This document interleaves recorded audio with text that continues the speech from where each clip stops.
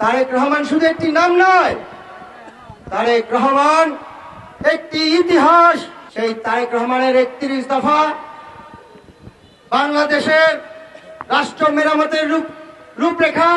বাংলাদেশের মানুষ আগামী নির্বাচনে বাংলাদেশের স্বাধীনতার ঘোষক, বাংলাদেশের প্রথম রাষ্ট্রপতি, বাংলাদেশের বীর মুক্তিযোদ্ধা বীরোত্তম শহীদ প্রেসিডেন্ট জিয়াউর রহমানের বহুদলীয় গণতন্ত্র প্রতিষ্ঠা করবে।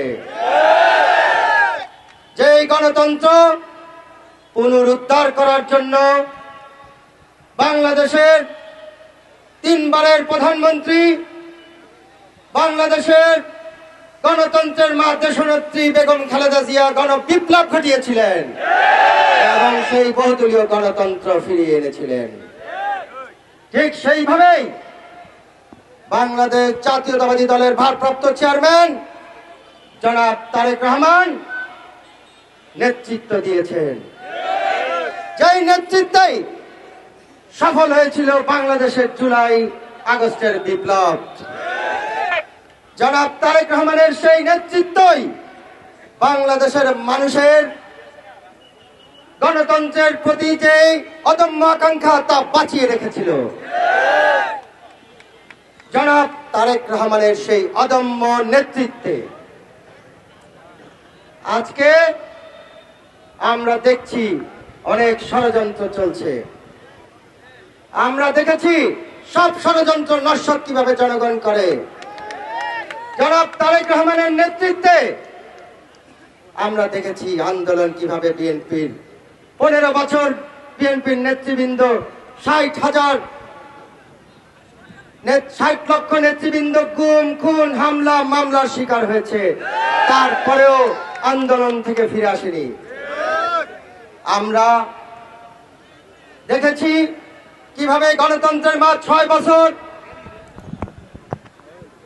জেলে কাটিয়েছেন। দেখেছি কিভাবে গণতন্ত্রের মা 5 বার মৃত্যুর মুখ থেকে ফিরে এসেছেন, তারপরেও তিনি দেশ ত্যাগ করেনি। আমরা দেখেছি তারেক রহমান কিভাবে 18 বছর নির্বাসিত জীবনেও আন্দোলনের নেতৃত্ব দিয়ে গেছেন।